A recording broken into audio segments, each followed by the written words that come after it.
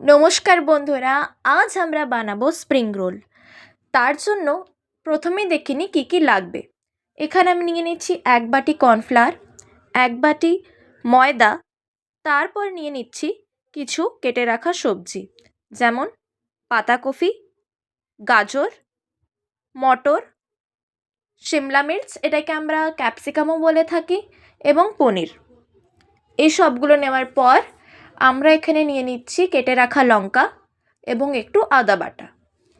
এবারে দেখে নিচ্ছি স্প্রিং রোলের বেসটা কেমনভাবে বানানো হয়। তার জন্য আমি এখানে একটা বড় বাটি নিয়েছি, তার মধ্যে আমরা ওই 1 বাটি কর্নফ্লাওয়ারকে ঢেলে দেবো এবং তারপর ময়দাটাকেও ঢেলে দেবো এবং এই দুটো ভালো করে আগে মিক্স করে নেব। তারপর এতে পরিমাণ মতো একটু একটু করে জল দিতে হবে এবং এটাকে একটা ভালো স্লারি বানাতে হবে। প্রথমেই একেবারে বেশি জল ঢেলে দেবেন না, যেমন ভিডিওতে দেখানো হয়েছে ঠিক ওরকমই আপনারা একটা পাতলা স্লারি বানাবেন।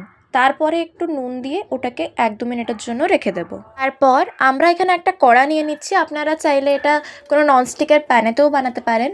ওটাতে একটু তেল দিয়ে ওটা গরম হয়ে যাওয়ার পর স্লারিটাকে একটু একটু করে ওই কড়াতে ঢেলে দিতে হবে এবং ভালোভাবে ওটাকে গোল করে ঘুরিয়ে নেবেন যাতে ওটা একটা রুটির শেপ নিয়ে নেয়।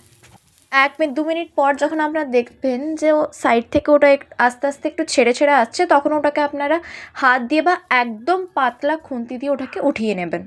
তারপর ওই কড়াতেই আমরা আরেকটু তেল দিয়ে সব কেটে রাখা সবজিগুলো খুব ভালোভাবে ভেজে নেব।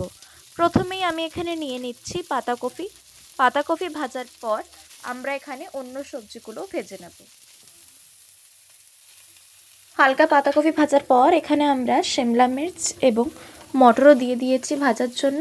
ওগুলোকে একটু নাড়ার পর তারপর আমরা দিয়ে দেবো এখানে গাজর, আর ভালোভাবে এটাকে নেড়ে নেব। তারপর কিছুক্ষণ আবার এটাকে ভালোভাবে ভেজে নেব। তারপর আমরা এখানে দিয়ে দেব কেটে রাখা লঙ্কা, একটু নাড়ার পর স্বাদ অনুসার নুন এবং একটু আদা বাটা আমরা এখানে দিয়ে দেব এবং আবার ওটাকে ভালোভাবে নেড়ে কিছুক্ষণের জন্য ভাজতে রেখে দেব।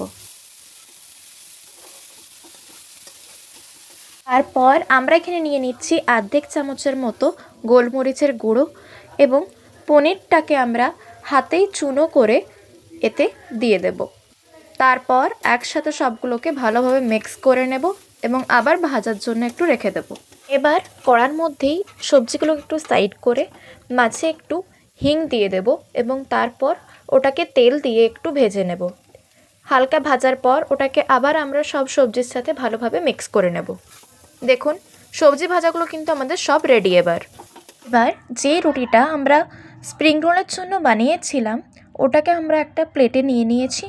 তার ওপর ভেজে রাখা সবজিগুলো ভালোভাবে আমরা এক সাইডে দিয়ে দেব।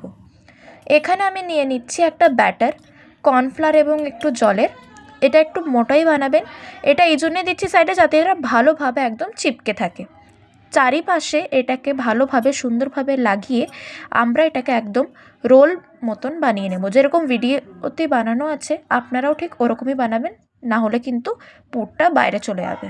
প্রথমে পুরের 2 সাইডকে ভালোভাবে মুড়বেন, তারপর শেষের দিকটা পুরের ওপর দিয়ে দেবেন এবং ওটাকেই রোল করে আগের দিকে নিয়ে যাবেন।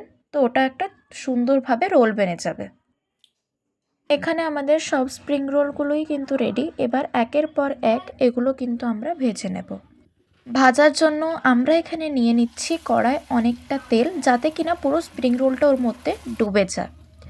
কড়ার মধ্যে তেলটা গরম হয়ে যাওয়ার পর এক এক করে সব স্প্রিং রোলগুলোই ওতে আমরা ভাজতে দিয়ে দেব এবং এই পাশ এবং ওই পাশ ওটাকে পাল্টে পাল্টে ভালোভাবে ভেজে নেব।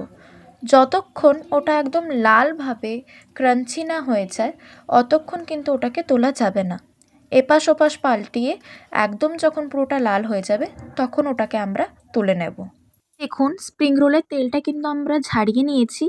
তারপর দেখুন কত সুন্দর লাগছে এটাকে দেখতে। এবার দেখি এটাকে খেয়ে এটা কেমন টেস্ট। দেখতেই পাচ্ছেন এটা কতটা ক্রাঞ্চি বেনেছে এবং দেখেও বোঝা যাচ্ছে এটা কতটা টেস্টি হবে। স্প্রিং রোলটা খুবই ভালো খেতে হয়েছে। বাড়িতে কেউ আসলে আপনারা নির্দ্বিধায় ভিডিও দেখেই বানাতে পারেন এবং এটা কিন্তু সম্পূর্ণ নিরামিষ, এতে পেঁয়াজ রসুন কিছুই নেই। যদি ভিডিওটা ভালো লেগে থাকে নিশ্চয়ই কিন্তু কমেন্ট করবেন এবং লাইক করবেন।